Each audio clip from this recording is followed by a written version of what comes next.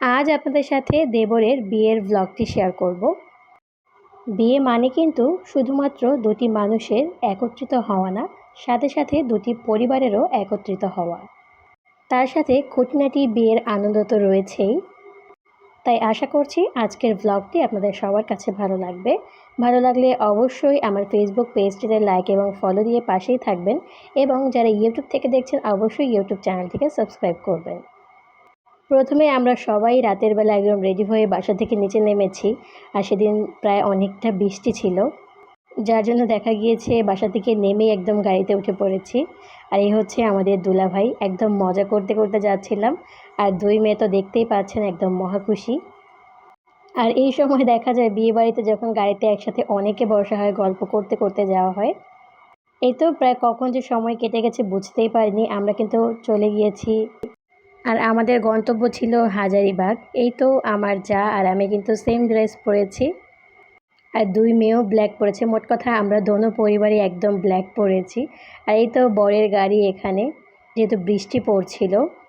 আর বরের দুই পাশে হচ্ছে তার দুই বোন। এই তো বড় একটু হাই করছিল। এই তো এরপর একটু সামনের দিকে আমরা যাচ্ছিলাম, যেখানে কিনা আতশ এবং ঝর্ণা আতশ এগুলো ফোটানো হচ্ছিল। যদিও আমি একটু লেট করে এসেছি, খুব একটা ক্লিপ নিতে।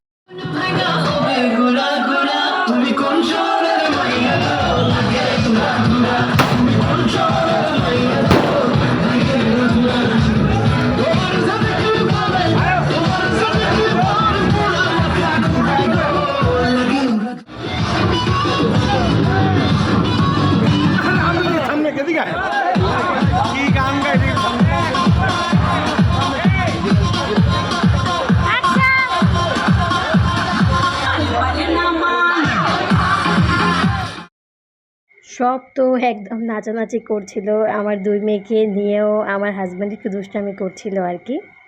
এই তো এরপর হচ্ছে একদম সেন্টারের সামনে হচ্ছে বরের গাড়ি চলে এসেছে, আর এখন হচ্ছে বরকে নামানো হচ্ছে। আর এইদিকে হচ্ছে বরের একদম শালা শালি, তারা হচ্ছে গেট ধরে দাঁড়িয়ে আছে। তারা হচ্ছে টাকা ছাড়া একদম বরকে ছাড়বেই না। আর এখানে প্রায় অনেক ধরনের তর্ক বিতর্ক চলছিল। বিয়েবাড়িতে যেমন হয়, মানে টাকা নিয়ে এখানে বার্গেনিং হচ্ছিল। আর আমি হচ্ছে পেছনে দাঁড়িয়েছিলাম, কিছু ক্লিপ নিচ্ছিলাম। সবাই এখানে দাঁড়িয়েছিলাম আমরা। আর এই হচ্ছে আমাদের আরেক ভাবি। আর এইদিকে হচ্ছে বরের শালারা হচ্ছে তাকে মানে জুস আর হচ্ছে কিছু মিষ্টি নিয়ে এসেছিলো খাওয়ানোর জন্য। বাট আমার দেবর তো খেতেই চাচ্ছিল না, ভাবছিল কিছু হয়তো মিশিয়ে দিয়েছে। তারপর সে একদম খেয়েই দেখিয়ে দিল যে এর মধ্যে কোনো কিছুই নেই। অবশেষে হচ্ছে আমরা ঢুকতে পারছিলাম। আর এইদিকে হচ্ছে প্রচুর পরিমাণে রাশ ছিল, যেহেতু বরের সাথে সবাই ঢুকছিল। এরপর আস্তে আস্তে আমরাও সিঁড়ি দিয়ে উঠছিলাম, মানে এত পরিমাণ মানুষ হয়ে গিয়েছিলাম, সিঁড়ি দিয়ে উঠতেই হচ্ছে সবার অবস্থা খারাপ হয়ে যাচ্ছিল। আর এত এত ভিড় দেখে আমি হচ্ছে একটু পেছন দিকেই ছিলাম। এই তো সবাই মিলে আস্তে আস্তে উপরে উঠছিলাম। ওঠার পরে হচ্ছে এখানে যেয়ে বসছি স্টেজের কাছে।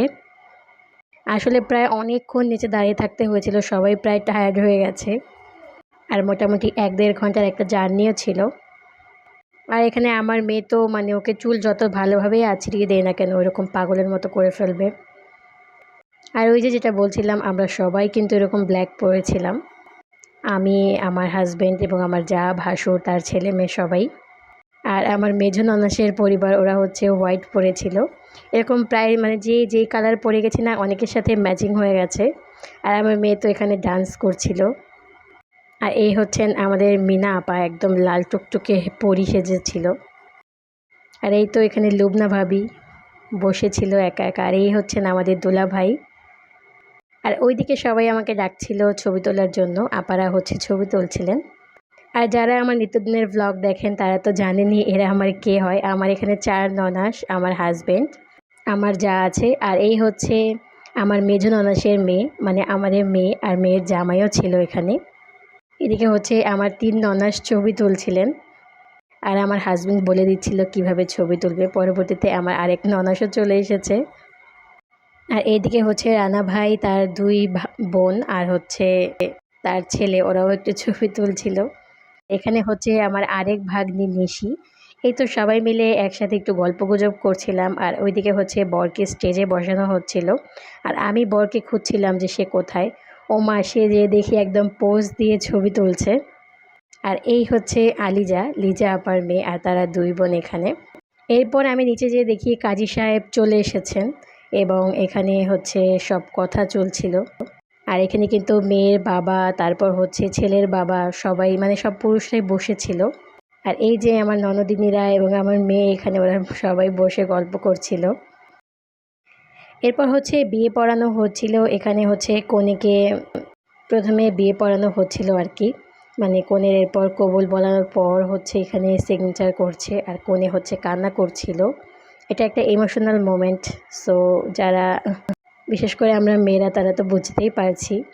আর এখানে হচ্ছে কাজী সাহেব এরপর এসেছে আমার দেবরের কাছে, ওকেও বিয়ে পড়াচ্ছিল। আর এখানে আমার এত হাসি পাচ্ছিল, ওকে জাস্ট একবার এরকম বলার পর, মানে পুরোটা পড়ে শোনানোর পর একবার বলছিল বলো কবুল, ও একসাথেই বলে দিয়েছে আলহামদুলিল্লাহ কবুল, মানে একদম সাথে সাথেই। যাই হোক, আলহামদুলিল্লাহ দুজনেরই বিয়ে একদম সম্পূর্ণ হলো। আমরা এখানে সবাই বসে বসে মিষ্টি খাচ্ছিলাম। এরপর এই তো মিষ্টি এখানে সবাইকে বাড়ছিলেন হচ্ছে আমার বড় ননাস। এরপর হচ্ছে সবাই খেতে বসে গিয়েছে, কারণ সবার অনেক ক্ষুধা লেগে গিয়েছে। প্রায় 1:30টার মতো বেজে গিয়েছে, রাত 1:30। আর আমরা বসে আছি জামাই টেবিলে, হচ্ছে পরে খাবো এই জন্য।